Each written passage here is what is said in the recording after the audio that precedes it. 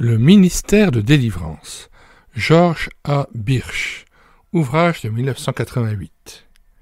Moyens pratiques pour contrer l'œuvre de Satan aujourd'hui, chapitre 8, tester, éprouver, mettre à l'épreuve les esprits de parler en langue. Cet ouvrage n'ayant été jamais traduit en français, je demande donc l'indulgence du public. J'ai essayé de traduire au mieux ce chapitre 8, mais voilà, il y aura sans doute des petits décalages avec le texte original. Vous pourrez aussi le télécharger. Dans les commentaires de la vidéo, je vous mets à chaque fois le lien pour obtenir le livre en anglais et la traduction française que j'ai mise d'abord en Google Traduction et que j'ai améliorée aussi en y passant donc un certain temps. Nous rappelons le contexte. George Birch fut un pasteur canadien qui a été amené à plusieurs reprises à éprouver les esprits de parler en langue auprès de chrétiens qui avaient été dans le renouveau charismatique et qui demandaient si le parler en langue qu'il manifestait était spirituel ou non. Il cherchait à savoir légitimement si l'esprit par lequel il parlait en langue était bien l'Esprit Saint ou si c'était un esprit d'en bas ou s'ils avaient été séduits et qu'ils étaient amenés à s'exprimer par le biais d'un esprit malin, d'un démon qui s'exprimait au travers de leurs lèvres. En effet, nous savons que dans le domaine spirituel, il faut être extrêmement prudent, ne pas être naïf, ne pas être trop confiant, et c'est pour ça que l'apôtre Jean lui-même, dans 1 Jean 4, versets 1 à 3, invitait les chrétiens à ne pas ajouter foi à tout esprit, mais à éprouver ces esprits pour savoir s'ils sont de Dieu, et c'est cela même, le fait d'éprouver, de tester les esprits des langues. Il faut savoir s'ils confessent que Jésus-Christ est venu en chair, et c'est ainsi qu'on voit s'ils viennent de Dieu, s'ils sont de Dieu, et c'est pourquoi ce chapitre commence par la citation de 1 Jean 4, versets 1 à 3 que nous lisons. Bien-aimés, n'ajoutez pas foi à tout esprit, mais éprouvez les esprits pour savoir s'ils sont de Dieu, parce que beaucoup de faux prophètes sont venus dans le monde. Reconnaissez à ceci l'Esprit de Dieu, tout esprit qui confesse Jésus-Christ venu en chair est de Dieu. Et tout esprit qui ne confesse pas que Jésus-Christ est venu dans la chair n'est pas de Dieu. Et c'est cet esprit de l'Antéchrist dont vous avez entendu dire qu'il devait venir. Et même maintenant déjà, il est dans le monde. 1 Jean 4, versets 1 à 3. Les raisons d'éprouver les esprits des langues sont très claires dans l'Écriture ci-dessus. Premièrement, Dieu l'ordonne. Par conséquent, il veut que nous le fassions et nous devons obéir à Dieu. Deuxièmement, nous devons éprouver les esprits des langues parce que beaucoup de faux prophètes sont sortis dans le monde. Ce test, cette mise à l'épreuve, est principalement pour les faux prophètes, les faux prédicateurs et les faux pasteurs, ou les faux prêtres. Selon 1 Corinthiens 14, verset 5, les langues avec interprétation sont équivalents à la prophétie. Par conséquent, nous devrions tester ou éprouver les esprits de langue, les esprits de parler en langue. Troisièmement, les langues doivent être testées, éprouvées, parce que Satan est un grand faussaire. Il est le menteur par excellence. Il apparaît même comme un ange de lumière, 1 Corinthiens 11, verset 14.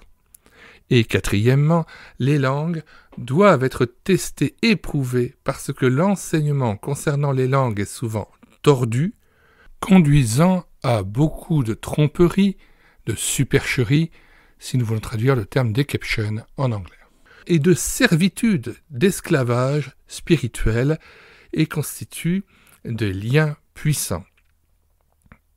Qui tester? Qui éprouver? L'orateur ou l'esprit? La première fois que j'ai essayé, dit George Birch, de tester une manifestation de langue, de parler en langue, j'ai demandé à la personne de parler dans la langue ou en langue, puis je lui ai posé la question « Jésus-Christ est-il venu dans la chair ?» Il répondit « Je confesse que Jésus-Christ est venu dans la chair, est venu en chair. Mais vous remarquerez que l'esprit de la langue n'a pas du tout été testé et prouvé. Il convient de noter ici que le but des tests, des épreuves, des mises à l'épreuve n'est pas de réfuter, mais de prouver si l'esprit est de Dieu ou pas. Quand il y a un désir sincère devant Dieu et une coopération active dans le test, dans la mise en épreuve, nous l'avons trouvé être entièrement fiable et efficace. Depuis cette première occasion, nous avons appris que l'esprit qui parle les langues doit être dirigé pour répondre. Le locuteur en langue doit convenir que l'esprit de langue peut répondre en anglais ou dans la langue que la personne aidée parle, que ce soit en français ou en chinois ou dans d'autres langues. Il s'agit simplement d'intimer à l'esprit de répondre dans la langue même de la personne auprès de laquelle on éprouve l'esprit de parler en langue, et dans la langue avec laquelle le pasteur s'exprime. Mais reprenons notre phrase.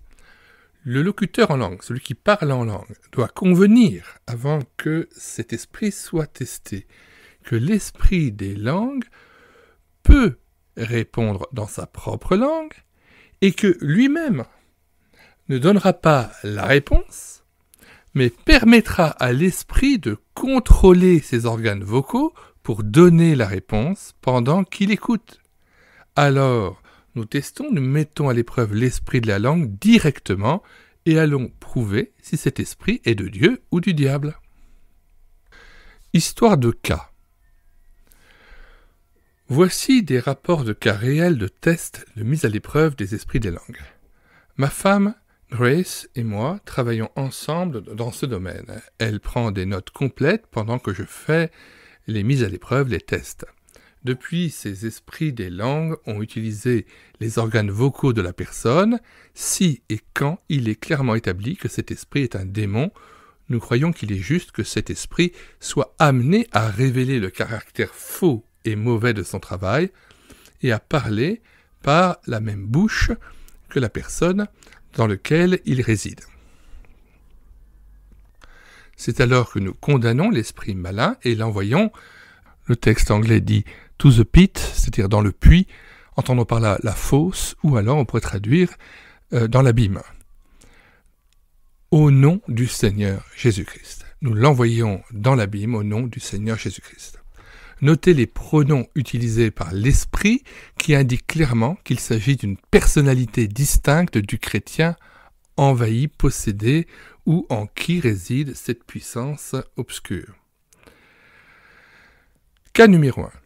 Esprit de la langue, confesses-tu que Jésus-Christ est venu en chair? Non. Alors, vous n'êtes pas le Saint-Esprit. Nous vous commandons au nom du Seigneur Jésus-Christ. Dis-nous ton nom. Porteur de cadeaux. Littéralement, gift bearer. Or, cette expression, ce nom que se donne cet esprit mauvais est très intéressant, puisqu'il fait allusion aux counterfeits, les faux, les documents faux, les contrefaits, les contrefaçons. Et en fait, les gens s'attendent souvent à recevoir un don de l'Esprit Saint, le don suprême de l'Esprit Saint, le fait de pouvoir être rempli de l'Esprit Saint, l'effusion de l'Esprit par le parler en langue. Et en fait, c'est un cadeau empoisonné, c'est une contrefaçon, c'est un faux, c'est un esprit de mensonge. C'est un esprit qui, comme d'habitude lorsqu'il est question de l'œuvre de l'ennemi, contrefait, singe Dieu, et ici fait semblant d'être l'Esprit Saint. C'est vraiment ici un faux Saint-Esprit qui est reçu, c'est un faux don de l'Esprit, un cadeau empoisonné et pernicieux. Lisons donc la suite du récit. Dis-nous ton nom, porteur de cadeaux. Porteur de cadeaux, nous te commandons au nom de notre Seigneur Jésus-Christ. Qui t'a envoyé? Satan. Nous vous ordonnons, au nom de notre Seigneur Jésus-Christ, dis-nous, quel est ton travail? Pour l'éloigner de Dieu. Aimez-vous le Seigneur Jésus-Christ? Non, je le hais. Quel mensonge lui as-tu dit? Au nom de notre Seigneur Jésus-Christ, dites la vérité. Je lui ai dit des choses sur sa famille et amis qui sont mauvais et méchants, pour qu'elle ne les aime pas. Ce qui précède est le résultat du test de l'esprit d'une langue dans une belle adolescente, une vraie chrétienne, à qui on avait donné de faux enseignements concernant le baptême du Saint-Esprit, selon l'expression consacrée dans les milieux charismatiques. Des amis ont prié pour elle, ils ont mis la main sur elle, ils lui ont imposé les mains, lui ont demandé de commencer à bouger sa langue et de permettre de pouvoir en prendre le contrôle. Et ainsi, elle a parlé en langue. Mais bien que surnaturelle, elle n'était pas de Dieu, cette langue-là. Elle procédait du diable. Cette fille était pourtant née du Saint-Esprit auparavant, mais maintenant, par la subtilité des ruses de Satan, elle avait été corrompue de la simplicité qui est en Jésus-Christ, et elle avait reçu un autre esprit dans le domaine de son âme. Voir 2 Corinthiens 11, versets 2 à 4, et notez que le verset 2 est adressé à l'église de Corinthe, des croyants nés de nouveau. C'est pour ça que nous prenons soin de lire 2 Corinthiens 11, versets 2 à 4. « Car je suis jaloux de vous d'une jalousie de Dieu, parce que je vous ai fiancé à un seul époux, pour vous présenter à Christ comme une vierge pure. Toutefois, de même que le serpent séduisit Ève par sa ruse, je crains que vos pensées ne se corrompent et ne se détournent de la simplicité à l'égard de Christ.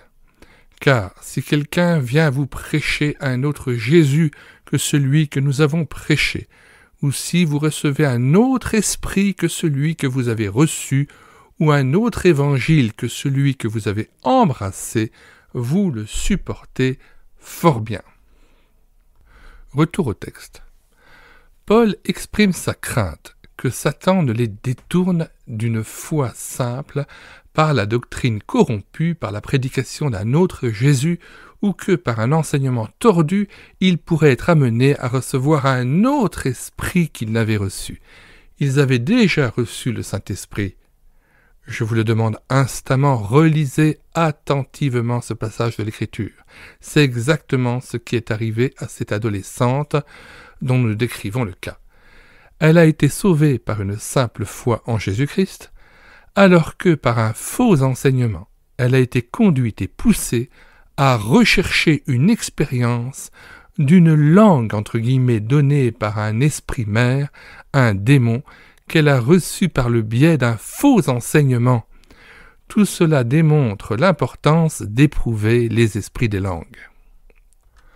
Lorsqu'une personne, mue par le Saint-Esprit, réalisant sa condition perdue, se repent du péché, de préférence confesse ce même péché, reçoit le Christ Jésus comme son Seigneur et Sauveur, il est A.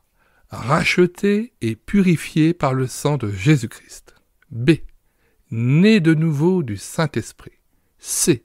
baptisé dans le corps de Christ par le Saint-Esprit. 1 Corinthiens 12, verset 13. Prenons le temps de lire ce passage important. Nous avons tous en effet été baptisés dans un seul esprit pour former un seul corps, soit juif, soit grec, soit esclave, soit libre, et nous avons tous été abreuvés d'un seul esprit.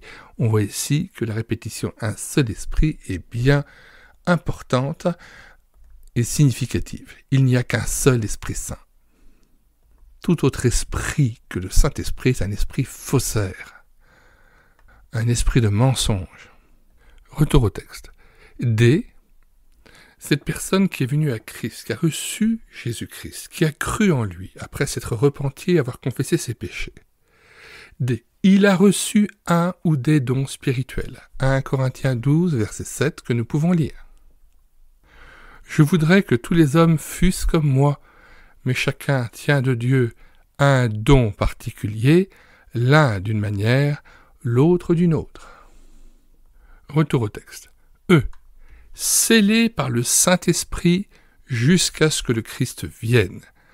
Quand on a cru en Jésus-Christ, on est scellé par le Saint-Esprit. C'est la foi qui fait en sorte qu'on reçoit l'Esprit Saint. Selon Éphésiens 1,13, en grec le texte est très simple. Pistes ayant cru, esphragidzete, vous avez reçu le sceau du Saint-Esprit, vous avez été scellé du Saint-Esprit. On lit encore ce passage. Éphésiens 1,13. En lui, c'est-à-dire en Jésus-Christ, vous aussi, après avoir entendu la parole de la vérité, l'évangile de votre salut, en lui vous avez cru, et vous avez été scellés du Saint-Esprit qui avait été promis, verset 14, lequel est un gage de notre héritage pour la rédemption de ceux que Dieu s'est acquis à la louange de sa gloire. Retour au texte. Maintenant, ce même chrétien qui a reçu par la foi l'Esprit Saint doit continuer à connaître le Seigneur Jésus-Christ et grandir dans la grâce. Il ne doit pas rechercher un baptême du Saint-Esprit entre guillemets qu'il a déjà. Ayant commencé dans la foi, il doit continuer à marcher par la foi en la parole de Dieu. Il n'a pas à chercher des signes, mais croire en la parole de Dieu. Avant de rapporter davantage nos expériences en matière d'épreuves ou de tests des esprits des langues, je veux dire que je crois à la lecture de 1 Corinthiens 12, 13 et 14 qu'il y a un vrai don des langues, don de et du Saint-Esprit, et que c'est pour l'Église jusqu'à ce que notre Seigneur revienne et que nous le voyions face à face. Mais c'est l'un des nombreux cadeaux offerts aux enfants de Dieu individuellement, comme le veut Dieu, le Saint-Esprit.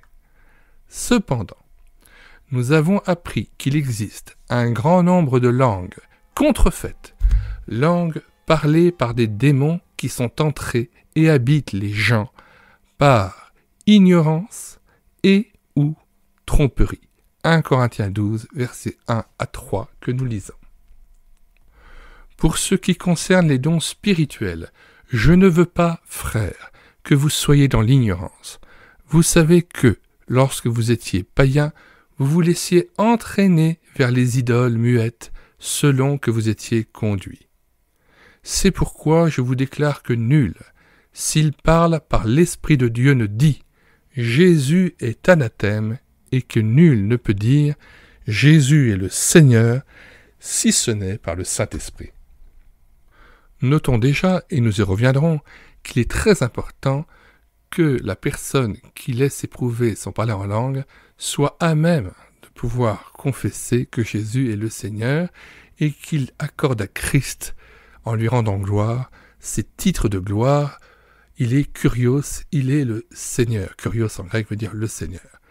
Et c'est bien là la pierre angulaire de cette mise à l'épreuve des esprits mauvais.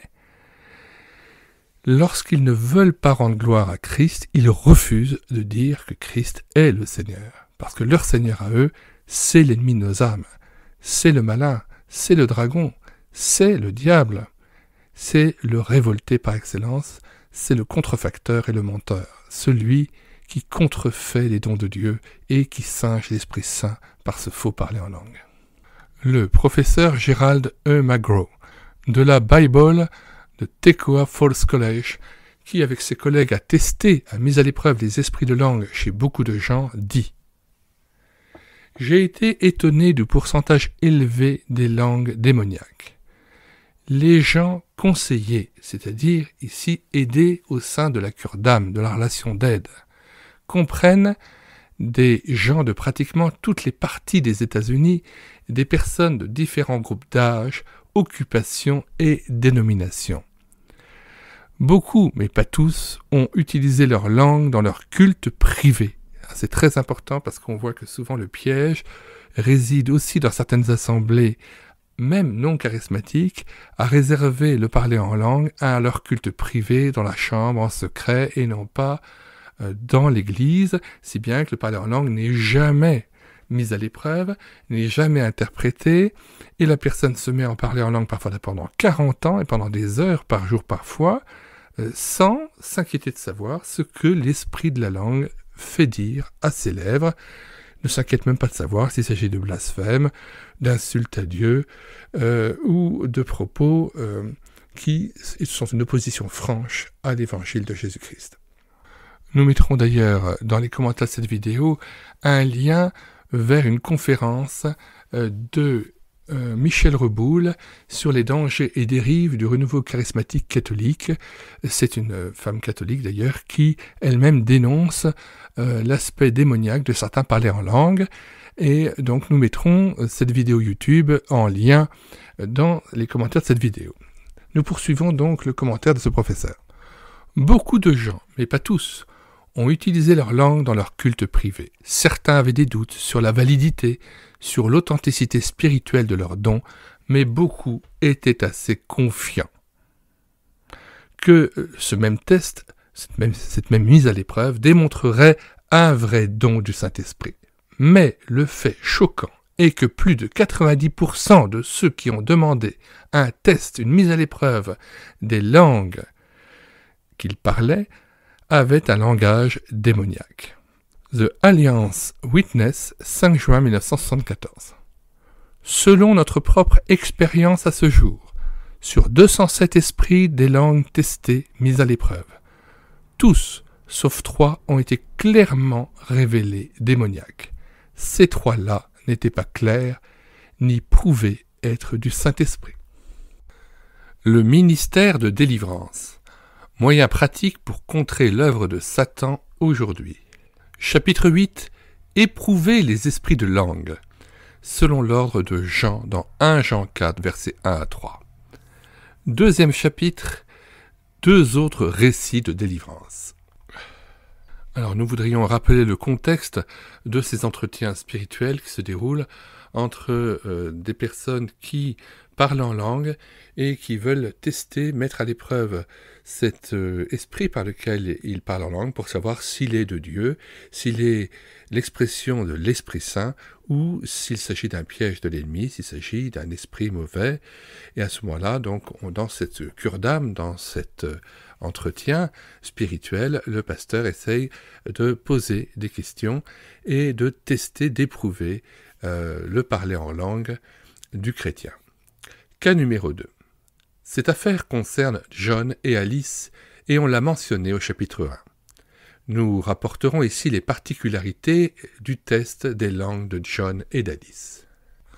Jean a lu à haute voix donc l'épître de Jean, de l'apôtre Jean, 1 Jean 4, versets 1 à 3, mais nous préférons le relire à nouveau. « Bien-aimés, n'ajoutez pas foi à tout esprit, mais éprouvez les esprits pour savoir s'ils sont de Dieu, car plusieurs faux prophètes sont venus dans le monde. Reconnaissez à ceci l'Esprit de Dieu. Tout esprit qui confesse Jésus-Christ, venu en chair, est de Dieu.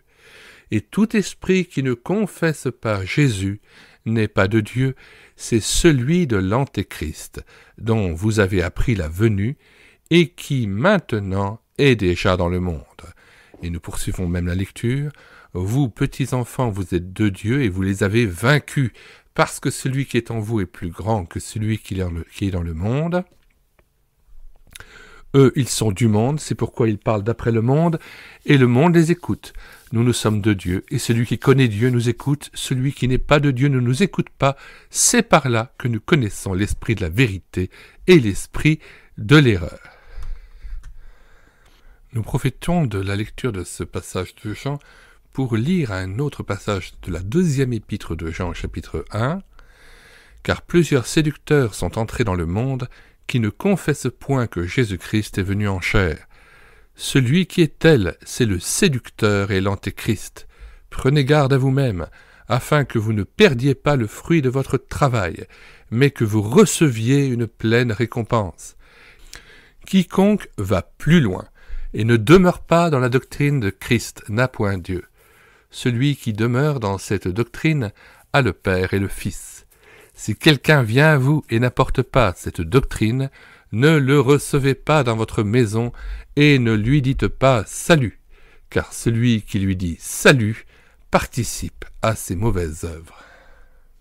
Retour au texte. Jean a lu à haute voix 1 Jean 4, versets 1 à 3. Alors je lui ai demandé « Croyez-vous que nous devrions éprouver les esprits des langues ?» Jean a répondu « Selon la parole de Dieu, oui. » Alors je lui dis « Nous n'allons pas te tester, t'éprouver, toi. » Personnellement, John, nous savons que vous croyez et confessez que Jésus-Christ est venu dans la chair. mais nous voulons tester, mettre à l'épreuve l'esprit de la langue. Ainsi donc, si vous parlez en langue, je vais parler à l'esprit de la langue, et vous convenez que l'esprit de la langue peut me répondre en anglais. Le pasteur Birch était un missionnaire canadien, et un démon peut être à même de parler dans n'importe quelle langue que parle le chrétien concerné. Bien sûr, l'esprit de la langue, que ce soit le Saint-Esprit ou un autre esprit, peut parler anglais. Tu dois faire attention à ne pas donner la réponse, mais permettre à l'esprit de donner la réponse. Jean a accepté et il a commencé à parler en langue. Les sons sortaient très librement de sa bouche. Alors qu'il était toujours en train de parler, je m'adressai à l'esprit et dis « Esprit de langue, confesses-tu que Jésus-Christ est venu en chair ?» L'esprit répondit clairement par sa bouche « Oh, je n'en sais rien. » J'ai dit « Alors tu n'es pas le Saint-Esprit. Je t'ordonne au nom de notre Seigneur Jésus-Christ, continue de parler à travers la bouche de John, tout comme tu l'as fait dans la langue, et dis-nous ton nom. » Réponse. Tromperie, deception en anglais, qu'on peut traduire aussi par supercherie. Je viens pour tromper.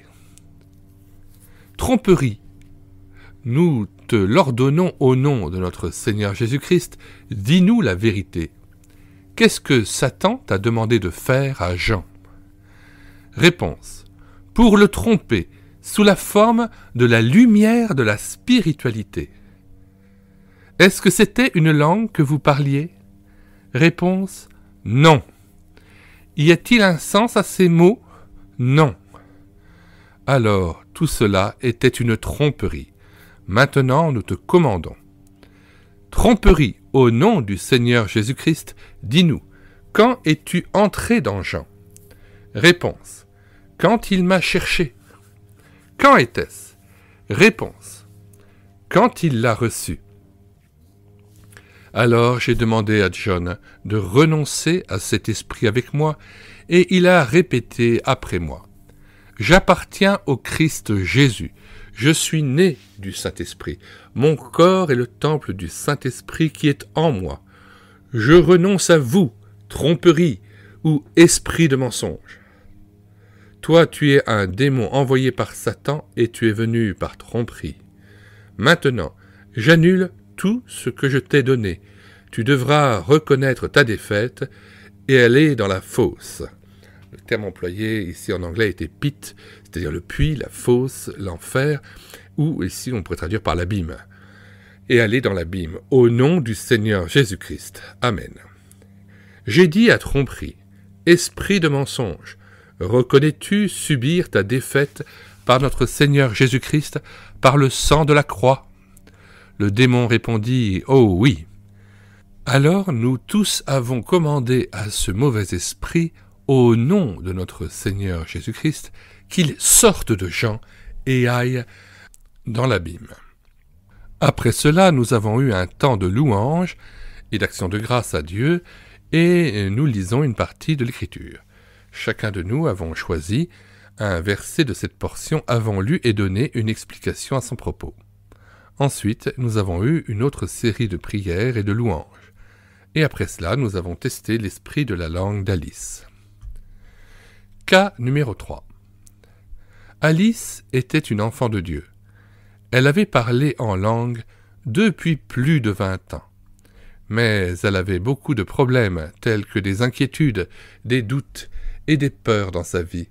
Elle pensait que sa langue devait être de Dieu, mais elle voulait la tester. Certaines années, Alice avait fondé son assurance du salut sur le fait qu'elle parlait en langue. Avant de venir dans le but d'éprouver l'esprit de la langue, cette pensée lui vint à l'esprit. « Tu as cru pendant des années, pourquoi doutes-tu de moi maintenant ?» Mais la parole de Dieu a dit « Éprouvez les esprits ». La voix interrogatrice ne pouvait pas être la voix du Seigneur. Alice était déterminée à obéir à Dieu, puisque sa parole était tout à fait claire. Nous avons enregistré le test sur bande, la mise en épreuve, le test de l'esprit mauvais sur bande magnétique. Je rappelle que nous sommes en 1988 et que l'auteur rapporte des faits qui sont bien antérieurs. Il n'y a donc pas d'appareil d'enregistrement numérique. Nous avons enregistré le test sur bande et cela s'est passé comme ça. Esprit de la langue, je te parle au nom du Seigneur Jésus-Christ. Confessez-vous que Jésus-Christ est venu en chair. Il n'y avait pas de réponse, mais l'esprit continuait à parler en langue. Puis j'ai encore dit, « Esprit de la langue, tu me réponds en anglais. Est-ce que tu confesses que Jésus-Christ est venu en chair ?» L'esprit, parlant toujours par la bouche, a dit, « Peut-être, peut-être. » Alors, vous ne le reconnaissez pas. Réponse, « Non, non. » Alors nous te commandons, au nom du Seigneur Jésus-Christ, dis-nous ton nom. Réponse, Ying Sang. Maintenant, Ying Sang, nous t'ordonnons au nom du Seigneur Jésus-Christ, dis-nous qui t'a envoyé. Réponse, Satan. Ying Sang, nous te commandons au nom du Seigneur Jésus-Christ, dis la vérité. Est-ce que tu aimes le Seigneur Jésus-Christ? Réponse.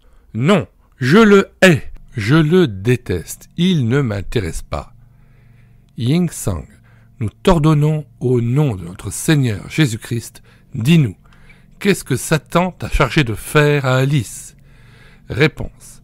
Pour lui faire croire qu'elle était vraiment quelque chose.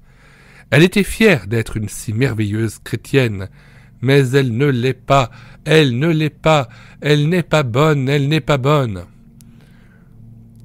Oh oui, elle l'est, mais tu essayais de la détruire. C'en est assez de toi, Ying Sang. Reconnaissez-vous notre autorité sur vous en Jésus-Christ notre Seigneur? Réponse, oui. Alors, nous avons tous ensemble commandé à cet esprit malin, au nom du Seigneur Jésus-Christ, de sortir d'Alice et d'aller dans l'abîme. Alors Alice pria, remerciant Dieu notre Père céleste pour l'avoir délivrée de ce mauvais esprit et des années de doute et d'interrogation. Elle a prié Dieu en lui rendant grâce pour sa parole qui nous a donné l'assurance en Christ. 1 an et demi plus tard, John et Alice ont raconté la paix, la joie et la liberté dont ils jouissent depuis leur délivrance et comment leur maison est devenue un endroit différent. Maintenant nous aimons nous asseoir et parler de la parole de Dieu, dirent-ils. Ils ont trouvé nécessaire de se retirer complètement du mouvement charismatique pour rester libres. Dans leur ancienne église, ils se sentaient obligés. On leur mettait la pression pour participer en parlant et en chantant en langue. Nous n'y reviendrions pour rien au monde. Pour la première fois de toute notre vie chrétienne, nous sommes libres. Il ne fait aucun doute que vous devez sortir de cette église parce que vous allez être influencés si vous ne le faites pas. Si nous ne participions pas avec eux, ils diraient que le service était lié, empêché à cause de cela. Nous n'aurions pas envie de nous empêtrer à nouveau là-dedans. Pour la première fois dans notre vie, nous sommes libres, nous avons témoigné à plus de gens et plus efficacement au cours de la dernière année et demie que 20 ans auparavant. Dans nos expériences, nous avons noté que les esprits de langue qui se sont révélés être des démons ont été envoyés par Satan et sont entrés dans les gens de plusieurs façons. Parfois, par l'imposition des mains d'un pasteur dans une église où ils enseignent qu'après qu'une personne est sauvée, elle doit chercher un « baptême du Saint-Esprit » entre guillemets, comme une expérience, attestée bien sûr par le parler en langue, ou en lisant des ouvrages sur le baptême du Saint-Esprit, entre guillemets, et dans chaque cas, alors qu'ils priaient, un esprit a pris le contrôle de leur langue et ils croyaient avoir reçu un vrai don. Bien sûr, cet esprit de la langue a élu domicile dans la personne et était là non seulement pour parler en langue, entre guillemets, mais pour accomplir ses divers travaux et agissements sous la direction et la conduite de Satan. Le ministère de délivrance. Moyen pratique de contrer l'œuvre de Satan aujourd'hui. George A. Birch, ouvrage de 1988. Quatrième et cinquième cas de délivrance d'un esprit de parler en langue. Nous rappelons le contexte. Des chrétiens parlant en langue ont demandé au pasteur Birch de tester, de mettre à l'épreuve l'esprit par lequel il s'exprime en langue, afin de savoir si cela vient de l'Esprit Saint, si cela vient de Dieu, si cet esprit est vraiment divin, ou si c'est un esprit d'en bas, diabolique, inspiré par le diable. Et à chaque fois, pour donner un cadre théologique clair, nous lisons le passage de 1 Jean 4 et de 2 Jean, les deux épîtres de Jean. 1 Jean 4, versets 1 à 3. Bien-aimés, n'ajoutez pas foi à tout esprit, mais éprouvez les esprits pour savoir s'ils sont de Dieu, car plusieurs faux prophètes sont venus dans le monde. Reconnaissez à ceux-ci l'Esprit de Dieu. Tout esprit qui confesse Jésus-Christ venu en chair est de Dieu. Et tout esprit qui ne confesse pas Jésus n'est pas de Dieu, c'est celui de l'Antéchrist, dont vous avez appris la venue, et qui maintenant est déjà dans le monde. Vous, petits enfants, vous êtes de Dieu, et vous les avez vaincus, parce que celui qui est en vous est plus grand que celui qui est dans le monde. Eux, ils sont du monde, c'est pourquoi ils parlent d'après le monde, et le monde les écoute. Nous sommes de Dieu, celui qui connaît Dieu nous écoute, celui qui n'est pas de Dieu ne nous écoute pas, c'est par là que nous connaissons l'esprit de la vérité et l'esprit de l'erreur. Le deuxième passage que nous lisons est celui de 2 Jean 1, verset 6. Et l'amour consiste à marcher selon ses commandements. C'est là le commandement dans lequel vous devez marcher comme vous l'avez appris dès le commencement. Car plusieurs séducteurs sont entrés dans le monde qui ne confessent point que Jésus-Christ est venu en chair. Celui qui est tel, c'est le séducteur et l'antéchrist. Prenez garde à vous-même afin que vous ne perdiez pas le fruit de votre travail, mais que vous receviez une pleine récompense. Quiconque va plus loin et ne demeure pas dans la doctrine de Christ n'a point Dieu. Celui qui demeure dans cette doctrine a le Père et le Fils. Si quelqu'un vient à vous et n'apporte pas cette doctrine, ne le recevez pas dans votre maison et ne lui dites pas « salut », car celui qui lui dit « salut » participe à ses mauvaises œuvres. Retour au texte de George Birch. Et même si le ministère de la délivrance porte sur bien d'autres domaines encore que celui du parler en langue, nous avons pris en charge le chapitre 8, la mise en épreuve des esprits de langue. Cas numéro 4. Sarah est venue nous demander d'éprouver son esprit de parler en langue. Elle était chrétienne depuis 4 ans et elle venait d'un foyer chrétien. Elle avait fréquenté une église qui pratiquait, entre guillemets, le parler en langue et était désireuse de servir le Seigneur.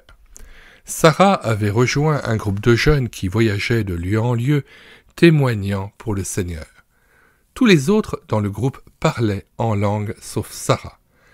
Ils lui ont dit qu'elle n'avait pas reçu le baptême du Saint-Esprit entre guillemets et que par conséquent elle n'avait pas la possibilité de servir Dieu. Ils dirent qu'elle devait, entre guillemets, rester à Jérusalem jusqu'à ce qu'elle soit dotée de la puissance d'en haut. Elle ne sortit pas alors pour témoigner, mais se consacra à la prière. Plus tard, elle s'avança dans une réunion, levant les mains et appelant « Jésus, Jésus, Jésus !»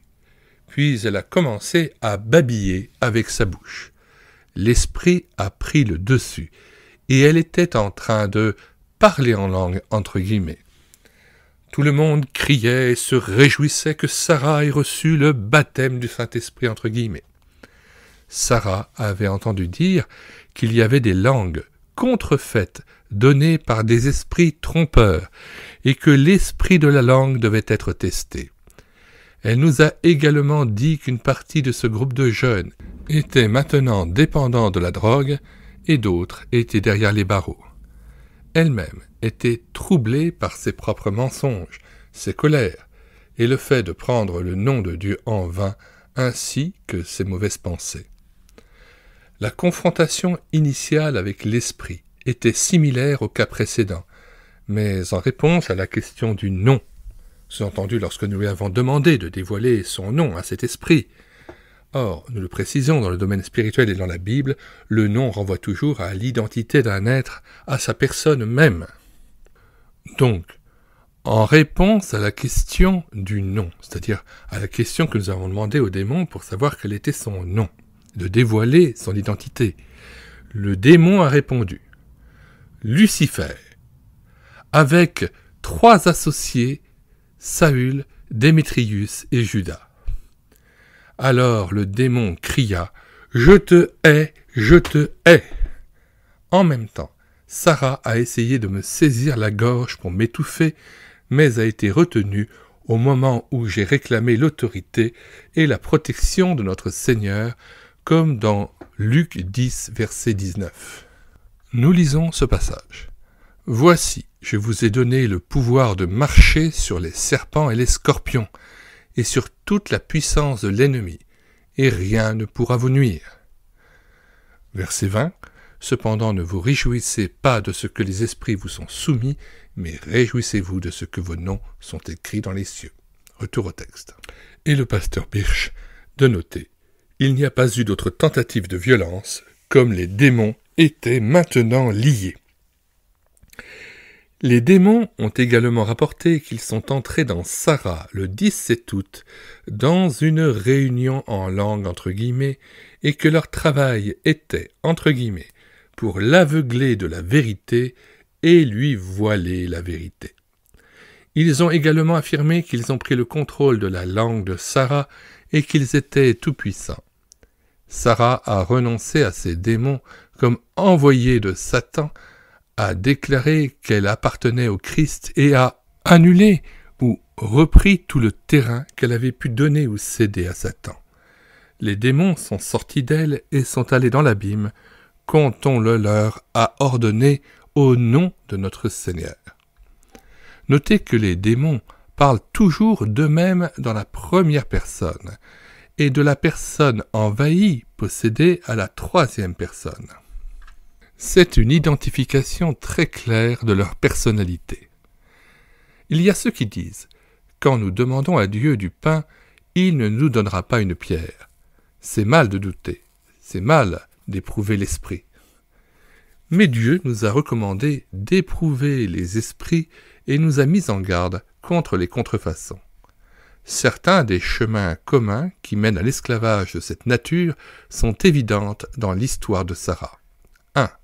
Sarah avait accepté le faux enseignement sans esprit critique. Les dons spirituels sont donnés selon le conseil de Dieu qui distribue à chacun individuellement comme il veut. 1 Corinthiens 12, verset 11.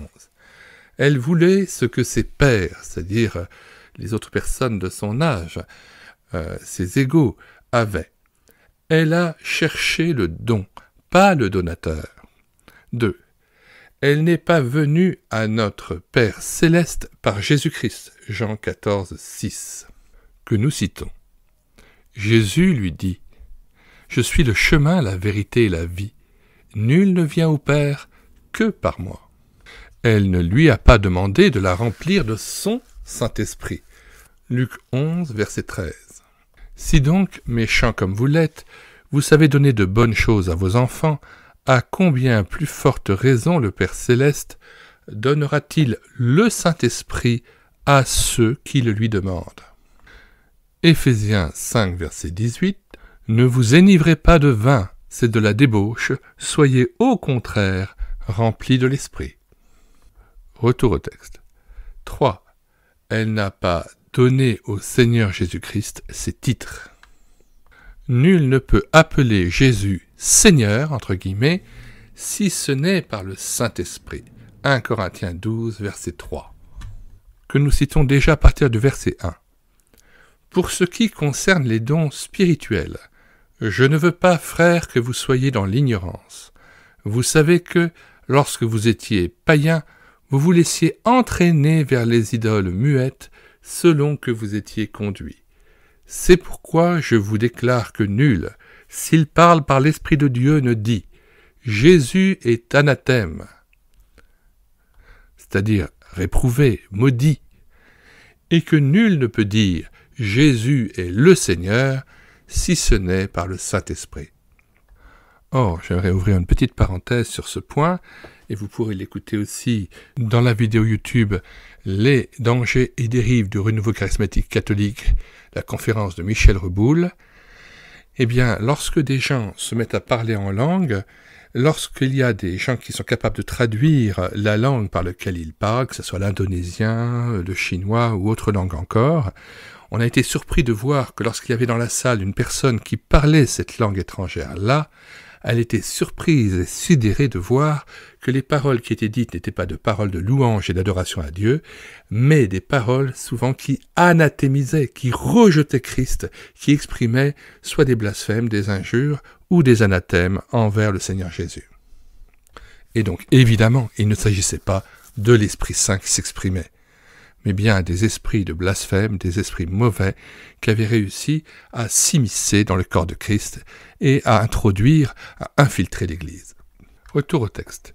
Il existe d'autres esprits appelés Jésus entre guillemets, selon 2 Corinthiens 11, verset 4 que nous lisons, et ce dès le verset 2. « Car je suis jaloux de vous d'une jalousie de Dieu, parce que je vous ai fiancé à un seul époux pour vous présenter à Christ comme une vierge pure. Toutefois, de même que le serpent séduisit Ève par sa ruse, je crains que vos pensées ne se corrompent et ne se détournent de la simplicité à l'égard de Christ. » Verset 4. « Car si quelqu'un vient vous prêcher un autre Jésus que celui que nous avons prêché, ou si vous recevez un autre esprit que celui que vous avez reçu, ou un autre évangile que celui que vous avez embrassé, vous le supportez fort bien. » Fin de citation. Quatrièmement, elle recherchait le baptême du Saint-Esprit que chaque chrétien a déjà. 1 Corinthiens 12.3 que nous citons, « C'est pourquoi je vous déclare que nul, s'il parle par l'Esprit de Dieu, ne dit « Jésus est anathème » et que nul ne peut dire « Jésus est le Seigneur » si ce n'est par le Saint-Esprit. 5. Elle était passivement soumise à tout pouvoir qui prendrait le contrôle de sa langue. Dans son livre « War on the Saints », c'est-à-dire la guerre contre les saints, que nous avons numérisé aussi sur médiathèquechrétienne.fr et que vous pouvez télécharger gratuitement, Jessie Penn-Lewis dit que la soumission passive est la loi de l'invasion démoniaque et de la domination des puissances d'en bas. Mais une coopération active de la part des chrétiens est la loi du Saint-Esprit. Nous mettons dans les commentaires de cette vidéo le lien de téléchargement de cet ouvrage de George Birch, Le ministère de délivrance, George A. Birch, moyen pratique de contrer l'œuvre de Satan aujourd'hui. Ouvrage de 1988. Nous rappelons le contexte de ce 8e chapitre intitulé « La mise à l'épreuve des esprits de langue ». Le pasteur Birch, auteur de cet ouvrage, a été amené au cours de son ministère à éprouver des esprits de langue par lesquels des chrétiens qui avaient été dans le renouveau charismatique ou dans l'église pentecôtiste parlaient en langue. Ces chrétiens se demandant si c'était l'expression de l'Esprit Saint, si ça venait de Dieu, voulaient savoir vraiment ce qu'il en était, ou si c'était au contraire par un esprit d'en bas, par un esprit mauvais, qu'ils arrivaient à s'exprimer en langue. Et donc, ils allaient voir M. Birch, qui lui-même interrogeait l'esprit, mettait à l'épreuve l'esprit pour savoir s'il confessait Jésus-Christ venu en chair, selon les termes de 1 Jean 4, versets 1 à 3. 5e cas. Nous avons commencé à tester, à mettre à l'épreuve les esprits des langues en 1972, et c'était le 100e cas. Pour plusieurs raisons, c'était un cas très intéressant. C'était en novembre 1979. Henri, c'était un beau jeune pasteur. Mon premier contact avec lui a été quand il a téléphoné pour dire qu'il aimerait me rencontrer, moi, parce qu'il aimerait en savoir plus sur le ministère de délivrance. Il a dit que dans son église, il y avait des gens dont il pensait qu'ils avaient besoin d'être délivrés. Nous avons invité Henri à venir dîner afin que nous puissions apprendre à le connaître et avoir beaucoup de temps pour discuter de délivrance. Dès le début, nous avons eu de très bons rapports. Il aimait vraiment le Seigneur Jésus-Christ et sa vie était dédiée à Dieu pour le ministère. Il croyait la parole de Dieu et était sincère et sérieux. Mon cœur était attiré par lui. Alors, je rappelle à toutes fins utiles que la traduction peut être très maladroite. Cet ouvrage n'existe pas en français. Je me suis pris par Google Traduction et essayé d'améliorer un petit peu le texte. Voilà, donc veuillez pardonner les incorrections ou les approximations de traduction. Je continue. Nous avons parlé du ministère de délivrance. Je lui ai donné certains de mes papiers sur le sujet. Il avait des questions et nous en avons discuté. Alors Henri a dit « Si je dois être utilisé par Dieu dans ce ministère de délivrance, je veux être sûr que je suis libre dans tous les domaines de ma vie. » Il m'avait dit qu'il parlait en langue. Il a dit que c'était arrivé quand il priait en privé, qu'il s'était soudain mis à parler en langue. Il en était très content et il était convaincu que c'était un véritable don du Saint-Esprit. Alors, quand Henri dit qu'il voulait être sûr qu'il était libre dans tous les domaines de sa vie, je lui ai tout de suite demandé s'il accepterait d'éprouver l'esprit de sa langue selon 1 Jean 4, versets 1 à 3. Il était très volontaire. Alors prenons le temps de lire 1 Jean 4, versets 1 à 3, même si nous l'avons fait dans les autres vidéos précédentes, je ne suis pas sûr que la personne qui est en train de m'écouter a écouté les autres vidéos, et donc voici la lecture de l'épître de 1 de Jean, chapitre 4, versets 1 à 3. Bien-aimés, n'ajoutez pas foi à tout esprit, mais éprouvez les esprits pour savoir s'ils sont de Dieu. Car plusieurs faux prophètes sont venus dans le monde. Reconnaissez à ceux-ci l'Esprit de Dieu. Tout esprit qui confesse Jésus-Christ venu en chair est de Dieu. Et tout esprit qui ne confesse pas Jésus n'est pas de Dieu, c'est celui de l'Antéchrist dont vous avez appris la venue et qui maintenant est déjà dans le monde. Retour au texte. Il était très volontaire. Après la prière, lorsque nous avons confié tout ce test, cette mise à l'épreuve de l'esprit de langue à Dieu, Henri a parlé en langue. J'ai écouté quelques secondes et a ensuite demandé « Esprit de langue, est-ce que tu avoues, est-ce que tu confesses que Jésus-Christ est venu dans la chair ou venu en chair ?» J'ai posé cette question plusieurs fois pendant qu'Henri continuait à parler en langue entre guillemets. Il n'y avait pas de réponse de l'esprit. Alors j'ai dit « Esprit de langue, tu n'as pas avoué que Jésus-Christ est venu en chair ? Vous n'êtes pas le Saint-Esprit. Je t'ordonne au nom du Seigneur Jésus-Christ. Dis-nous, quel est ton nom ?» Je répétais cette injonction, cet ordre plusieurs fois, mais l'Esprit ne répondit pas. Puis Henri a pris la parole et a dit « Je n'arrête pas de réfléchir et, dans mon esprit, je confesse que Jésus-Christ est venu dans la chair. » Je lui ai dit « Vous avez clairement exprimé cette pensée tout à l'heure, mais l'esprit de la langue n'a pas fait cet aveu. Maintenant, j'ai peur que tu sois en train de couvrir, cover en anglais on pourrait traduire par dissimuler, cacher, que tu sois en train de couvrir cet esprit de la langue. » Henri a dit « Je ne veux pas dissimuler ou interrompre, je veux un vrai test, une vraie mise à l'épreuve. » Puis il a dit « Maintenant, le nom vient clairement, c'est confusion. » Confusion peut se traduire par le mot désordre, c'est le même terme qui a donné confusion mentale. Puis, commandant toujours au nom du Seigneur Jésus-Christ, j'ai dit « Confusion, qui t'a envoyé ?» Réponse. Le malin. Quel est le travail que Satan t'a donné comme mission d'accomplir? Réponse. Pour perturber son ministère. Quel mensonge lui as-tu dit? Réponse. Cela même que les langues sont le seul culte valable de Dieu, que tous les chrétiens remplis de l'Esprit adoreront Dieu sous cette forme. Quel est votre but? Réponse. Pour diviser le corps de Christ. Quand es-tu entré dans Henri? Réponse. Quand un jeune homme lui a parlé. Henri avait pensé que ce don de langue, entre guillemets, lui était venu du Saint-Esprit lorsqu'il priait en privé.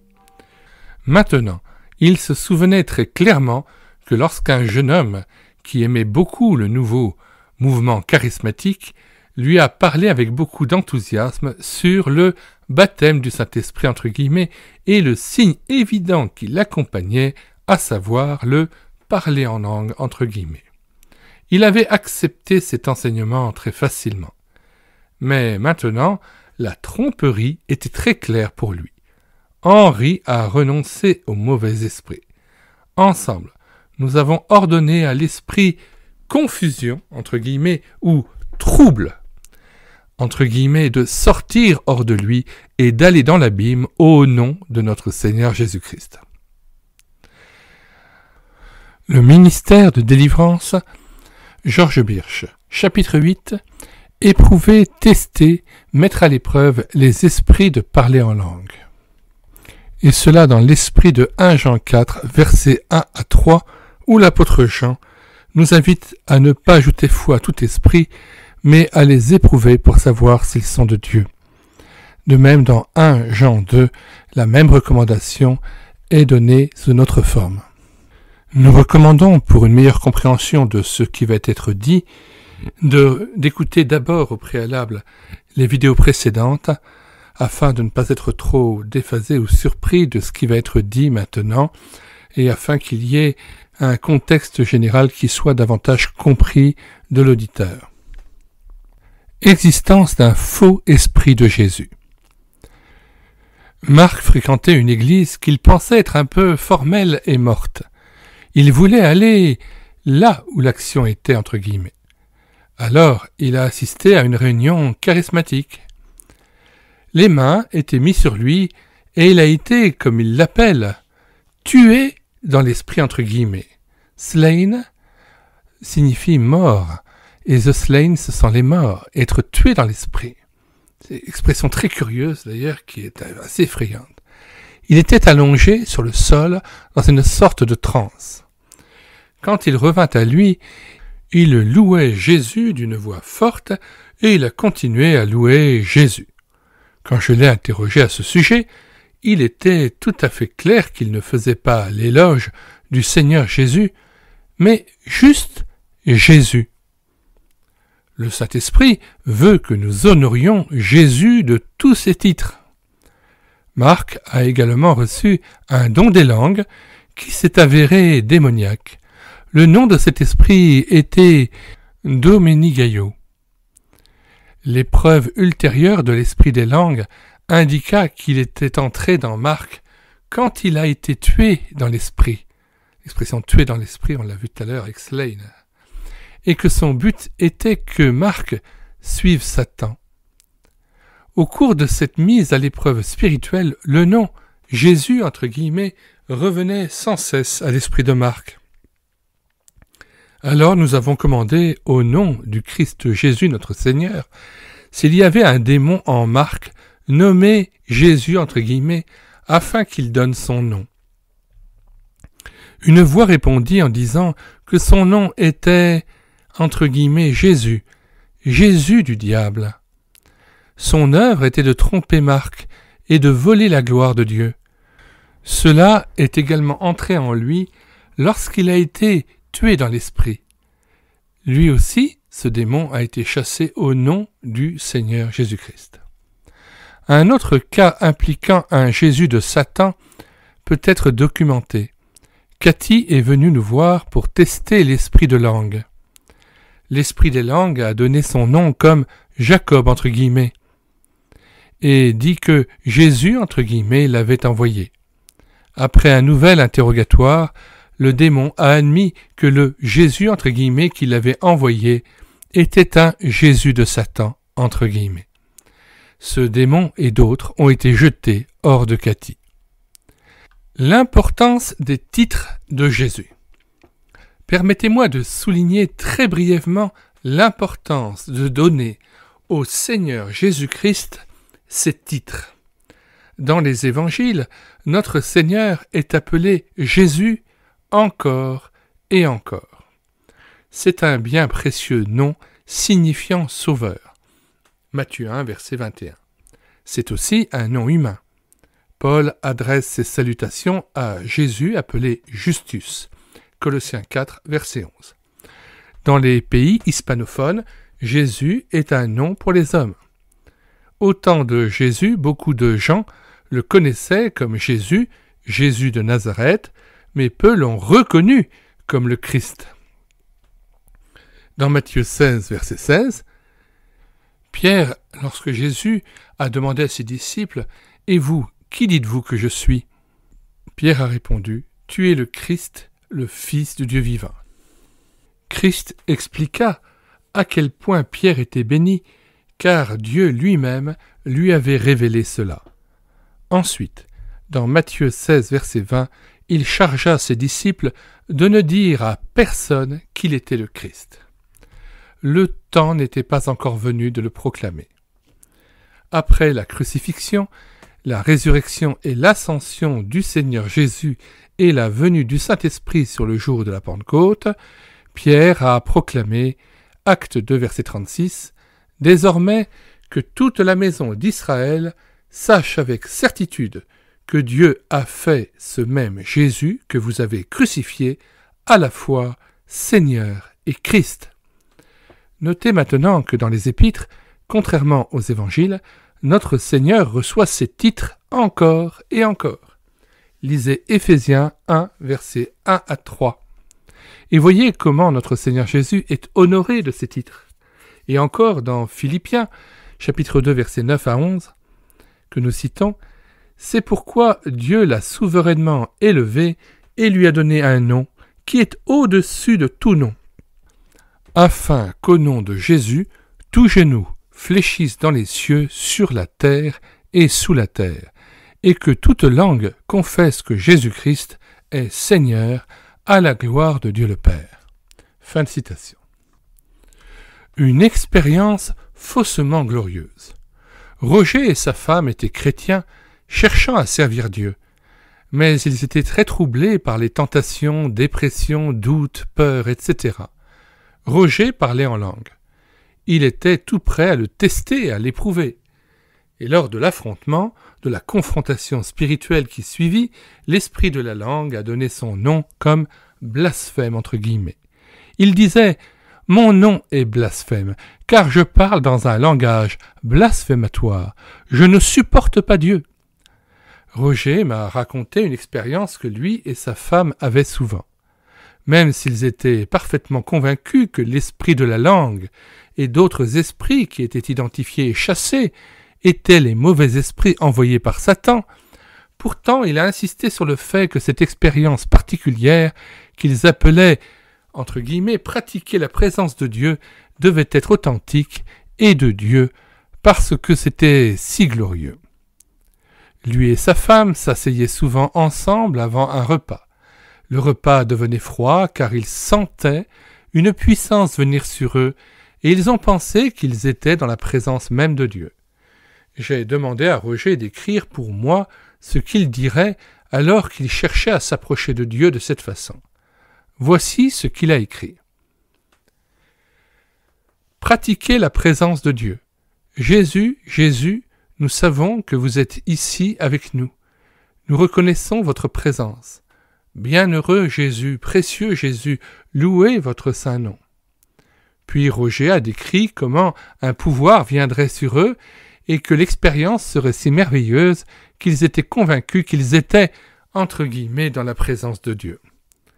J'ai fait remarquer à Roger que le Seigneur Jésus-Christ n'était pas donné avec ses titres et que j'ai pensé qu'il pourrait bien être un autre Jésus. 2 Corinthiens 11, verset 4. Que nous citons.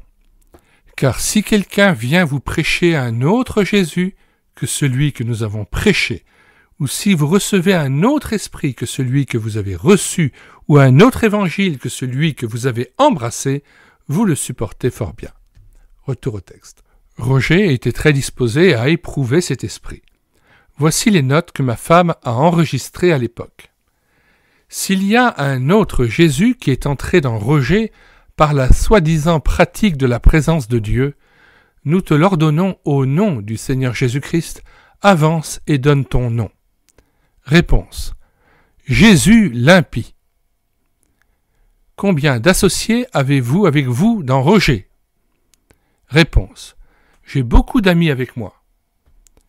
Comment beaucoup? J'en ai 18, dont moi. Quel est votre travail? Je veux qu'il adore le Dieu de ce monde. Je veux l'empêcher de voir la vérité. Je veux qu'il soit dans une alliance avec Satan. Je veux qu'il sache qu'il y a un pouvoir en plus de Dieu.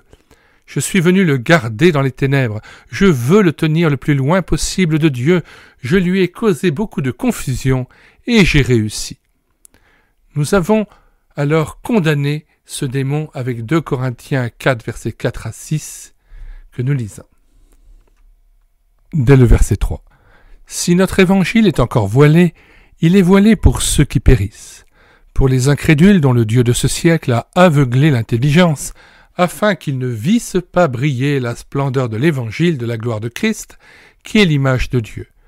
Nous ne nous prêchons pas nous-mêmes, c'est Jésus-Christ le Seigneur que nous prêchons, et nous nous disons vos serviteurs à cause de Jésus. Car Dieu qui a dit « La lumière brillera du sein des ténèbres » a fait briller la lumière dans nos cœurs pour faire resplendir la connaissance de la gloire de Dieu sur la face de Christ. Retour au texte. Nous reprenons le début de la phrase. Nous avons condamné ce démon avec 2 Corinthiens 4, versets 4 à 6. Puis ce démon a dit « Je suis vaincu et je le sais ». Il a été rejeté, chassé, exorcisé, avec tous ses associés au nom du Seigneur Jésus-Christ.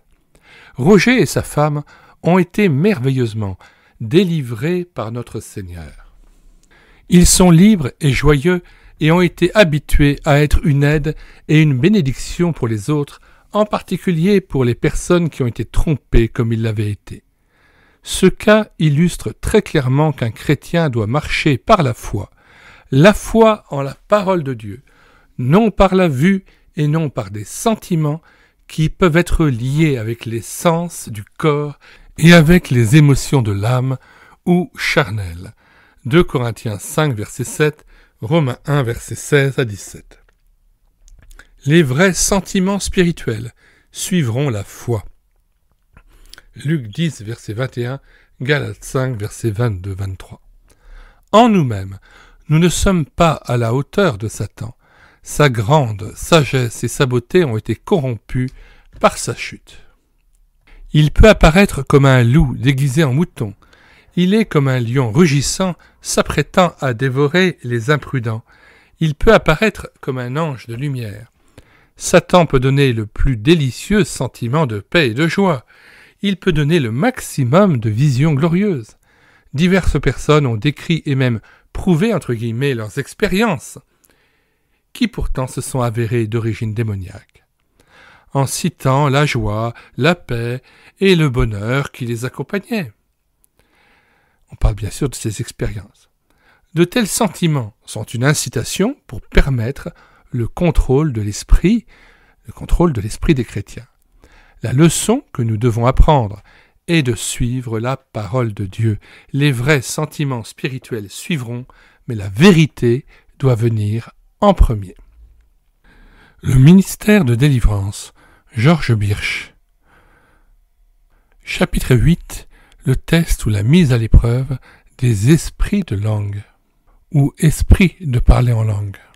Nous rappelons à toute fin utile qu'il est vivement préférable d'écouter les vidéos dans l'ordre où elles se suivent afin de mieux comprendre et de ne pas faire d'erreurs d'interprétation ou de ne pas être étonné de certains passages, puisque un texte sans contexte peut devenir prétexte. Voilà. Dons spirituels contrefaits. Un mot s'impose ici concernant les dons spirituels en général. Les dons de l'esprit, les charismes, sont des dotations particulières spéciales, des pouvoirs surnaturels donnés par Dieu et par le Saint-Esprit aux individus. pas pour leur propre glorification, mais pour la gloire de Dieu et la bénédiction de tous. Malheureusement, bien que surnaturels, ils ne sont pas toujours de Dieu, mais peuvent provenir de Satan, comme nous l'avons vu dans les illustrations et études de cas précédents. Il n'est pas dans le domaine de ce livre de donner un aperçu et une description exhaustive, complète, des dons spirituels, mais je souhaite présenter à l'attention du lecteur 2 illustrations de dons spirituels contrefaits, autres que les langues, que nous avons identifiées dans notre ministère de délivrance. Prophétie, vision. Bien qu'amenée à aucune conclusion dans la délivrance, cette première illustration est choquante. Monsieur et Madame B avaient été missionnaires en Amérique du Sud, et avant de partir pour retourner sur le terrain après un congé, Monsieur B a dit « Nous savons que Frances, ma femme, sera prise, c'est-à-dire sera reprise par le Seigneur, c'est-à-dire qu'elle mourra et sera donc reprise à lui, par Dieu. » Il fondait cette prédiction sur 3 différents événements surnaturels. A. La mère de Monsieur B avait eu un rêve ou une vision dans lequel elle avait vu que Frances mourrait en Amérique du Sud. B. Quelqu'un dans l'assemblée a prophétisé que Frances serait tuée dans l'Amérique du Sud. Et C. Un enseignant de classe biblique lui a prophétisé la mort avec des larmes. La réaction de Frances a été « Je veux que le Seigneur soit glorifié en moi coûte que coûte ». Ils ont eu à plusieurs reprises échappé de justesse à la mort au volant en conduisant sur la route. Chaque fois, M. B se disait « C'est ça !» Un certain jour, ils ont eu une collision. Leur voiture est tombée dans une rive escarpée. Il s'est retourné plusieurs fois. M. B était coincé sous le corps de sa femme. Alors qu'il était étendu là, il dit « Jésus, où es-tu » Et Jésus répondit « Je suis juste ici avec toi, je suis juste entre vous. » Frances était paralysée du cou jusqu'aux pieds et M. B avait des blessures au dos très douloureuses. Plus tard, comme ils étaient de retour au Canada par avion, Frances était sur une civière et il était assis. Il souffrait beaucoup dans son dos. Jésus, entre guillemets, parlait à M. B et a demandé à M. B de consentir à laisser sa femme l'accompagner. Au début, M. B n'était pas disposé. Alors, Jésus, entre guillemets, a dit que ce serait beaucoup mieux qu'elle aille avec lui maintenant. Enfin, M. B a donné son consentement. À ce moment, Jésus, entre guillemets, a guéri son dos, puis est allé directement à Frances et l'a emmenée où s'est emparé d'elle. Et elle mourut immédiatement. M. B nous a dit que, comme il avait raconté cette histoire plus tard au Canada, un certain nombre de personnes ont été sauvées. Des dons spirituels vrais ou faux étaient-ils en opération ici? Je crois qu'ils étaient faux parce que 1. Le travail de Satan est de voler, de tuer et de détruire. Il prédit des morts et des tragédies, et si les gens vont le croire, cela lui permet de réaliser ses projets. 2. Satan veut entraver la propagation de l'évangile de Jésus-Christ. 3. De toute évidence, Satan avait besoin du consentement de son mari avant qu'il ne puisse emmener Frances dans la mort. Dieu n'aurait pas besoin du consentement humain. 4.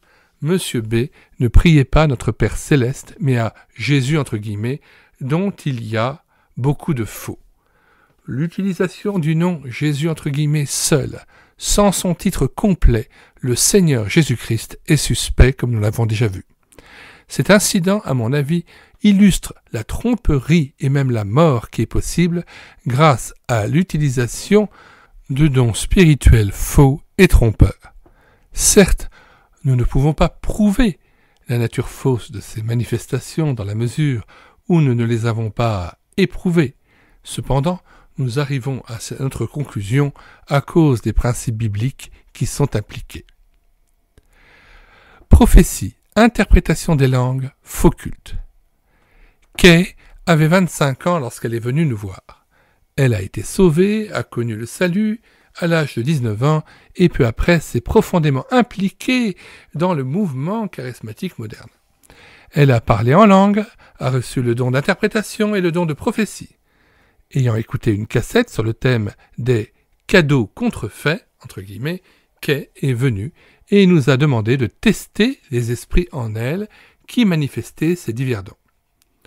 L'esprit de la langue n'a pas confessé que Jésus est venu dans la chair et s'est nommé, entre guillemets, strangulation, qui avait été envoyé par, entre guillemets, mon père le diable, pour étouffer Kay et pour la tuer. Lorsque ce démon a été délogé, Kay a également vécu la libération d'une douleur intense à l'arrière de la tête. Un démon du faux don d'interprétation des langues a été décelé, dévoilé, éprouvé et a donné son nom comme Bungling, incapable, bon à rien, vaurien, gâchis littéralement si on regarde la traduction. Son travail était de confondre entre guillemets les autres, de les embrouiller, de les troubler. Ils entendaient le message et en y donnant crédit, en y croyant, les gens penseraient que cela venait de Dieu. Mon travail, disait ce démon, était de la recouvrir de ténèbres. Il a admis avoir menti, d'avoir répandu des mensonges dans sa tête. Dieu ne l'aime pas, on ne peut pas être guéri, elle ne pourra jamais se marier, lui suggérait ce démon. Cet esprit a également été chassé au nom du Seigneur Jésus-Christ. Lorsque nous avons testé et éprouvé l'esprit du don de prophétie, il a donné son nom comme flutting and tooting. Alors, comment traduire cela? Flutting, cannelure, sillon, strie, creusé dans un matériau, on ne sait pas, ou plutôt coup, et coup, tooting. Son travail consistait à parler, entre guillemets. Si les gens me croyaient, ils entendraient mon père, Satan. Comme un couteau à travers elle, j'ai pu ouvrir des trous à travers des organes précieux de son corps, à travers lesquels je pourrais entrer. Elle n'est pas le joyau de Dieu. Ces démons admirent qu'il s'attaquait à l'utérus, le foie, les reins, la rate, le gros intestin. Kay avait souffert de fortes douleurs dans la partie inférieure de l'abdomen, mais immédiatement quand ces démons ont été envoyés dans l'abîme, elle a été libérée de la douleur. Nous avons commandé aux démons, dans le domaine du faux culte, de donner leurs noms. Les noms, entre guillemets, négatifs, creux et vides ont été donnés. En réponse à une question concernant son travail, Négative a répondu. Pourquoi affirmation? Affirmation de quoi? Je ne veux pas savoir la vérité de Dieu. Comment dirigez-vous le culte de Kay? Réponse. Vers l'enfer. De quelle manière? Grâce à la chaleur. Comme un bébé se sent en sécurité dans la chaleur, un charismatique se sent en sécurité dans la chaleur. Nous contrecarrons la vérité. Quand une personne m'attend, il y a de la peur, de la crainte et de la froideur. D'autres travaillent avec moi, puis nous sommes soudés, liés ensemble pour créer de la chaleur. Nous tricotons, un knit en anglais. Nous engendrons dans cette union de la chaleur. Nous devons travailler ensemble. Alors pardonnez-moi, mais le texte anglais n'est pas évident. C'est un vocabulaire assez spécialisé, assez précis. Et je rappelle qu'il n'existe pas de version française de cet ouvrage. Je m'efforce tout simplement d'en communiquer une traduction approximative. Donc, nous engendrons dans cette union de la chaleur, nous devons travailler ensemble. En relation avec le faux culte, il y avait aussi des démons nommés Euphoria. Alors, je rappelle, Euphoria, l'euphorie, c'est le sentiment de bien-être général, avec comme synonyme allègre, enjoué, enthousiaste, gai, heureux, joyeux. Des démons nommés Euphoria, Ecclesiasticus, relatif à une église, à son clergé.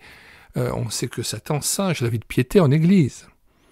Raiment, habit, vêtements, et dogme, point de doctrine établi ou regardé comme une vérité fondamentale. Voilà la définition de dogme. Et dans une religion, une école de philosophie, voilà ce qu'est le dogme, un point de doctrine.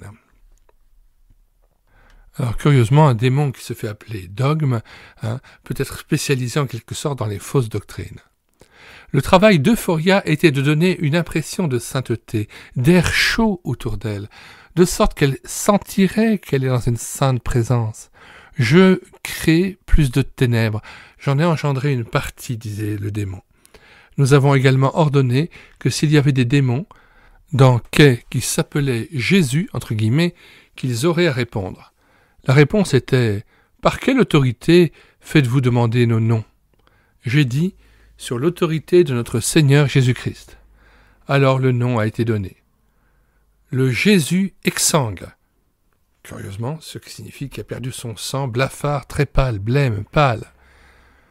Pourquoi du sang? Quel sang? Il n'y a pas de puissance dans le sang. De quel sang? Disait le démon. J'ai demandé à Kay de déclarer sa foi en l'efficacité du sang de Jésus-Christ. Le démon a dû reconnaître sa défaite et a été chassé au nom du Seigneur Jésus-Christ. Kay était libre et nous avons loué Dieu ensemble. Le ministère de délivrance. Georges Birch. Chapitre 8. Mettre à l'épreuve les esprits de parler en langue. Suite et fin. Il est bien évident que pour une bonne compréhension de ce chapitre, il convient de lire l'intégralité, d'écouter l'intégralité des vidéos avant d'arriver à cette dernière vidéo. Mais celle-ci est fort éclairante parce qu'elle nous montre comment recevoir le vrai Saint-Esprit et non pas un esprit contrefait et mensonger, et comment marcher et grandir dans la foi en Jésus-Christ. Maintenant, permettez-moi de parler très personnellement à tous les croyants qui lisent ces pages. Depuis que vous avez reçu Jésus-Christ comme votre Seigneur et Sauveur, confessant vos péchés à Dieu et croyant que vous avez été purifiés par le sang de Christ, alors vous avez toutes les bénédictions et plus en Jésus-Christ. Éphésiens 1, 3. Que nous lisons. Béni soit Dieu le Père de notre Seigneur Jésus-Christ, qui nous a bénis de toutes sortes de bénédictions spirituelles dans les lieux célestes en Christ. Retour au texte. Merci, nous dit Georges Birch, de prendre le temps de lire les références bibliques.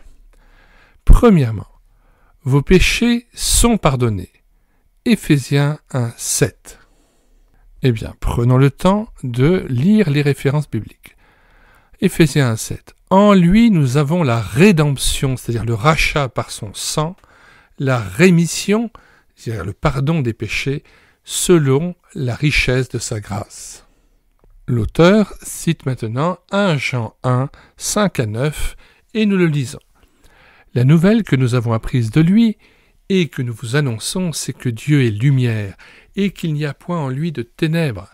Si nous disons que nous sommes en communion avec lui, et que nous marchions dans les ténèbres, nous mentons, et nous ne pratiquons pas la vérité.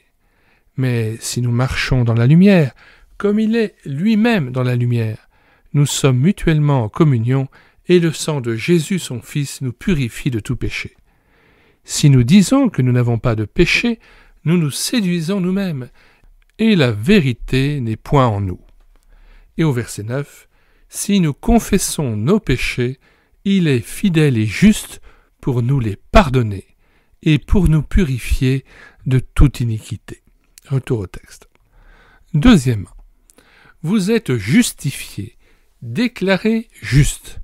Parce que Christ a porté tous vos péchés sur la croix, vous êtes déclarés avoir la justice de Dieu en Jésus-Christ. C'est votre position légale devant Dieu. 1 Corinthiens 5, 21. En fait, il y a une coquille dans le texte, c'est 2 Corinthiens 5, 21. Celui qui n'a point connu le péché, il l'a fait devenir péché pour nous, afin que nous devenions en lui justice de Dieu. Romains 5, 1.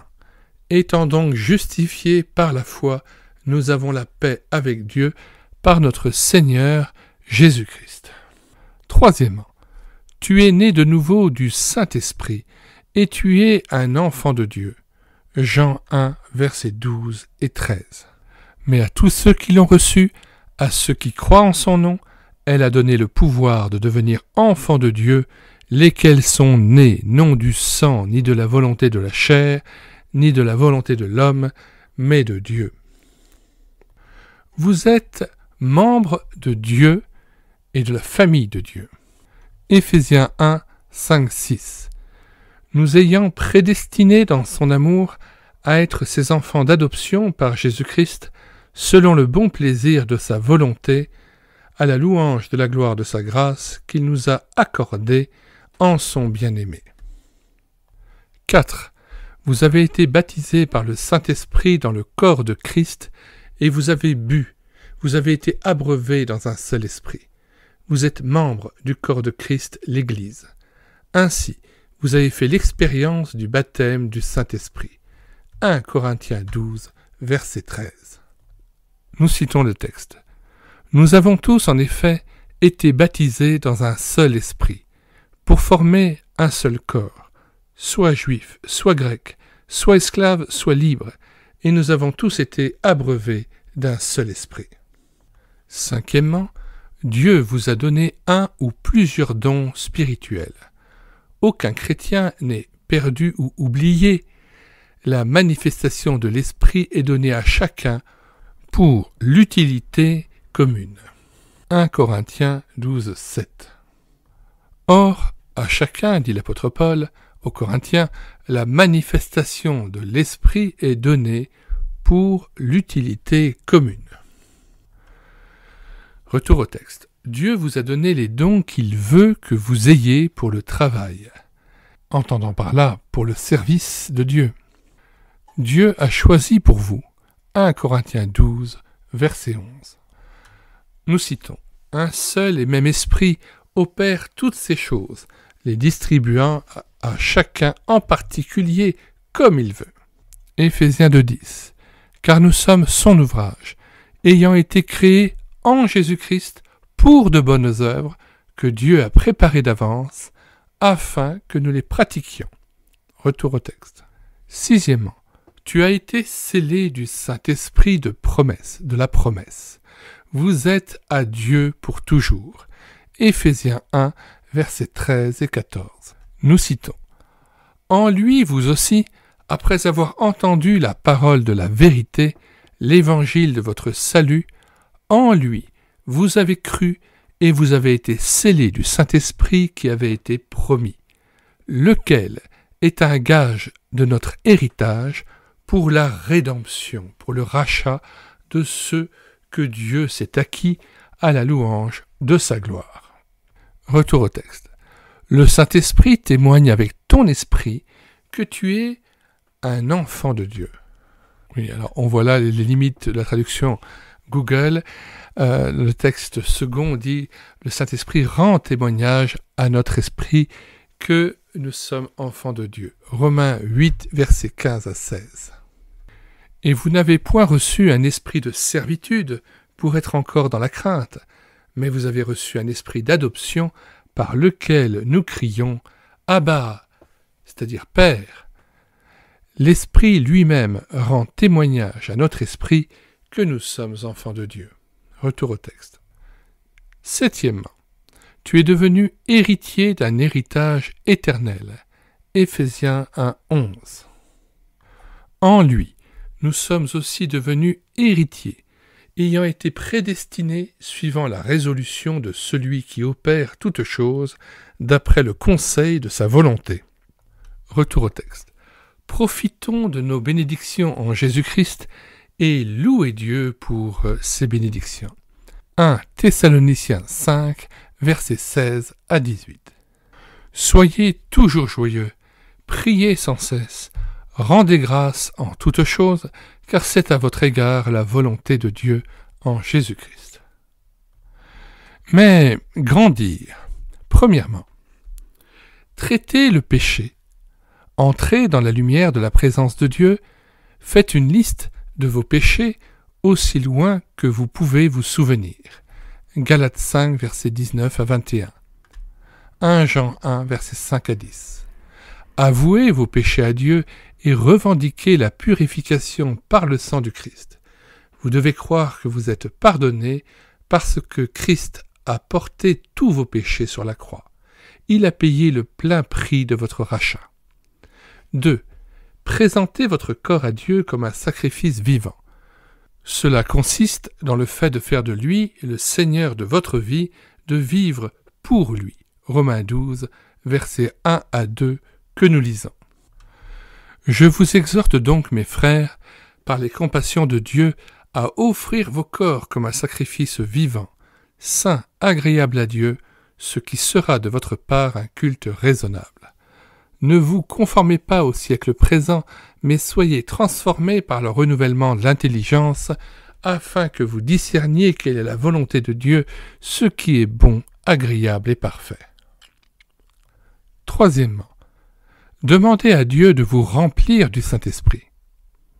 Si vous, alors, mauvais comme vous êtes, vous savez faire de bons cadeaux à vos enfants, combien plus votre Père Céleste donnera-t-il l'Esprit Saint à ceux qui le lui demandent ? Luc 11, verset 13. Acceptez le Saint-Esprit par la foi, il vous guidera et vous conférera le pouvoir de témoigner pour Jésus-Christ. Acte 1, verset 8, Acte 5, verset 32. Quatrièmement, nourrissez-vous de la parole. C'est la façon de grandir, c'est le moyen de grandir. 1 Pierre 2, verset 2, que nous lisons. Désirez comme des enfants nouveau-nés le lait spirituel et pur, afin que par lui vous croissiez pour le salut. Retour au texte. Notre Seigneur Jésus a dit « Si vous demeurez dans ma parole, alors vous êtes vraiment mes disciples, et vous connaîtrez la vérité, et la vérité vous affranchira. » Jean 8, versets 31, 32, 36. Prévoyez une lecture régulière et suivie de la Bible. Jean 17, verset 17. Demandez à Dieu d'éclairer votre esprit et de vous enseigner. Jean 16, versets 13 et 14. 5. Ne cherchez pas d'expérience au sens de surnaturel ou de miracle. Matthieu 12, versets 38 à 40. Mais cherche de tout ton cœur à connaître le Seigneur Jésus-Christ. C'est ce que Paul a fait. Philippiens 3, versets 10 à 14. Tout ce dont nous avons besoin est à nous en Christ Jésus. Éphésiens 1, verset 3, 1 Corinthiens 1, verset 30 et 31. Nous lisons ce dernier passage. « Or, c'est par lui, c'est par Dieu le Père, que vous êtes en Jésus-Christ, lequel, de par Dieu, a été fait pour nous sagesse, justice et sanctification et rédemption, afin, comme il est écrit, que celui qui se glorifie dans le Seigneur. » 6. Reposez-vous dans le Seigneur. Je suis persuadé que celui qui a commencé en vous cette bonne œuvre la rendra parfaite pour le jour de Jésus-Christ. Philippiens 1, 6. Chaque jour, mettez en pratique Romains 6, 13 et 1 Thessaloniciens 5, versets 16 à 18, et vous verrez que Dieu travaille en vous et à travers vous. 7. Travaillez à votre propre salut avec crainte et tremblement. Car c'est Dieu qui produit en vous tout à la fois le vouloir et le faire selon son bon plaisir. Philippiens 2, versets 12 à 13. Dieu ne fait pas de nous des marionnettes. Il veut que nous utilisions nos propres esprits guidés par lui. Il ne nous guide pas par des voix ou par des visions, mais par sa parole. Jean 10, verset 27 que nous citons. Mes brebis entendent ma voix, je les connais et elles me suivent. Retour au texte. Nous ne devons pas nous asseoir passivement en attendant que Dieu nous déplace ou nous fasse agir. Il va faire ce travail intérieur, mais nous devons trouver une solution et manifester un service extérieur. Alors que nous avançons et que nous sommes guidés par la parole de Dieu, il fait son œuvre, il fournira la puissance pour le servir efficacement. 8. Exercez votre foi. Marc 11, versets 22 à 24. Croire en Dieu, c'est une foi objective. Nous ne cherchons pas à l'intérieur de nous, en nous-mêmes, la foi. Regardez à Dieu. Croyez-vous que Dieu est tout-puissant? Croyez-vous que Dieu vous aime? Croyez-vous que Dieu est capable d'accomplir toutes ses promesses? Alors vous avez foi en Dieu. La foi grandit en lisant la parole. Affirmez les vérités que vous lisez. Réclamez les promesses. Appropriez-vous les bénédictions dont vous êtes bénis dans les lieux célestes, en Jésus-Christ. Éphésiens 1, 3. Notez toutes ces bénédictions dans Éphésiens 1. Marchez activement, résolument dans la foi. Priez avec foi, réclamant les promesses. Croyez que vous recevez et vous aurez. Nous marchons par la foi, non par la vue. 2 Corinthiens 5, verset 7. Chaque pas du chrétien est une vie vécue par la foi. Romains 10, verset 17, dit que notre foi est en Dieu et sa parole. Si les conditions ci-dessus sont remplies, un enfant de Dieu sera rempli du Saint-Esprit que Dieu a donné à ceux qui lui obéissent. Acte 5, verset 32. Nous sommes témoins de ces choses, de même que le Saint-Esprit que Dieu a donné à ceux qui lui obéissent. Mais nous tous, le visage découvert, contemplant comme dans un miroir la gloire du Seigneur, nous sommes changés en la même image de gloire en gloire, comme par l'Esprit du Seigneur. 2 Corinthiens 3, 18. Maintenant, à celui qui est capable de vous empêcher de tomber et qui est en mesure de vous présenter irréprochable en sa présence et dans sa gloire avec une joie extrême, au seul Dieu sage, notre Sauveur, soit gloire et majesté, domination et puissance, à la fois maintenant et pour toujours. Amen. Nous mettons dans les commentaires de cette vidéo le lien de téléchargement gratuit de cet ouvrage. Le téléchargement se fera à partir du site internet médiathèquechrétienne.fr, site que j'ai bâti en synergie avec cette chaîne YouTube Elle écoutait sa parole, afin d'assurer la réédition numérique des ouvrages chrétiens épuisés et non réédités. Comme l'était cet ouvrage, nous vous invitons donc à vous rendre sur le site internet médiathèquechrétienne.fr afin de pouvoir profiter et de pouvoir télécharger gratuitement les 1000 ouvrages que nous avons déjà numérisés et mis à votre disposition. Il n'est nul besoin de s'inscrire, vous pouvez directement accéder à partir de la page d'accueil à l'onglet Livres et là regarder les dizaines d'auteurs et les centaines d'ouvrages qui sont déjà disponibles en téléchargement gratuit. Si vous voulez connaître les différents ouvrages que nous numérisons tous les jours et présentons sur cette chaîne YouTube Elle écoutait sa parole, les audiobooks que nous prenons en charge, les albums ou BD que nous lisons avec caméra de document, mais aussi les cantiques que nous mettons en parole, afin de nourrir votre louange individuelle ou en assemblée, abonnez-vous à cette chaîne YouTube Elle écoutait sa parole. Nous vous disons au revoir et à bientôt.